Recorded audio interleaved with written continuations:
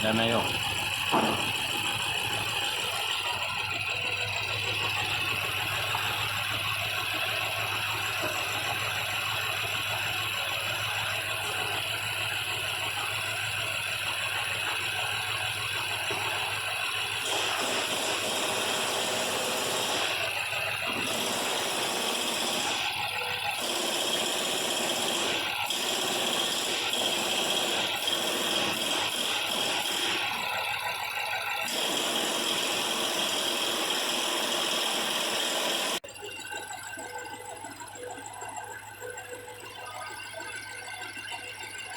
Bir bak.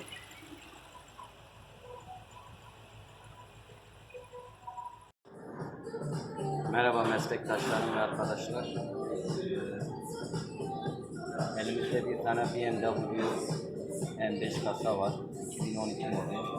4.4 motor. 560 beygir. Aracımız şöyle gösterelim. Çift turbolu. Çift enjeksiyon beyni var araçta. 8 silindir motor. Bu aracımız tekleme arızası veriyordu. Emisyon sisteminde hata vardı. 5. silindir misfire sürekli veriyordu. Araç silindir kompresör testi yaptık. Kompresör testi başarılı geçti. Enjektör polarizasyon testi yapıldı. Sıkıntı yoktu. Biz silindir kapağından şüphelendik, bob harflerinden şüphelendik.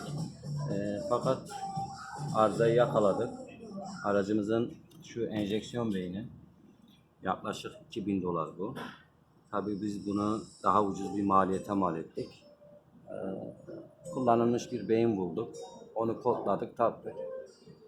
Şu an herhangi bir problem yok. Aracımız çalışıyor. Hiçbir sıkıntı yok. Bu aracın piyasa değeri bu modeldekiler 2012 model olanlar 25.000 ile 30.000 arasında bir piyasa şeyi var. Araç satış fiyatı var. Bizim aracımızın arızasını biz bulduk. Çok şükür yakaladık arızayı. Daha önceden şu ışık normalde yanmaması gerekiyor. Şu an tüm sistem toplandığı için yanıyor. Aracı çalıştırınca araç misfire arızası verir ve sinyal tetikleme gelmiyor. Gücümüz var, şasemiz var, yani artı eksimiz var. Sadece sinyal tetiklemesi yok araçta. Tetikleme olmayınca harbiyen o 5. silindir misfire arızasına dönüşüyor. O gözde iyi yanma, ateşleme olmadığını söylüyor. Evet arkadaşlar, gördüğünüz gibi şu an sinyal tetikleme dediğimiz olay bu. Bu araç daha önce şu ışık yanıp sönme muhabbeti yoktu. Direkt yanıyordu. Şu an gördüğünüz gibi sinyal tetiklemeyi veriyor.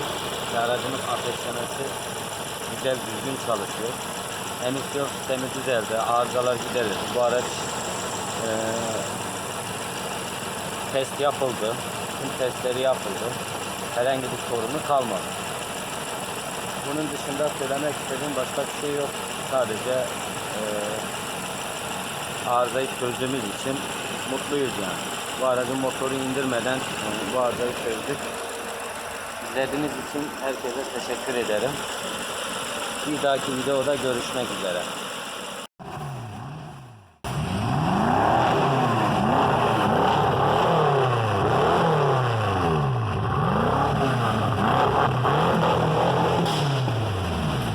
Ver o patlatmayı yaptım bir daha.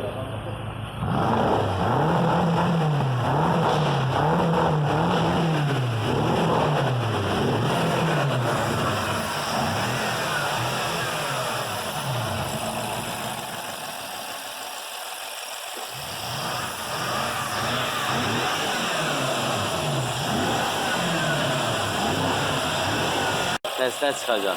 Hadi Selahattin bakalım. plaka versin. Ver. Ben her şeyi sıfırlayayım. Havada yağmurdu ki. Ben bir boş parkımdan bulayım ben.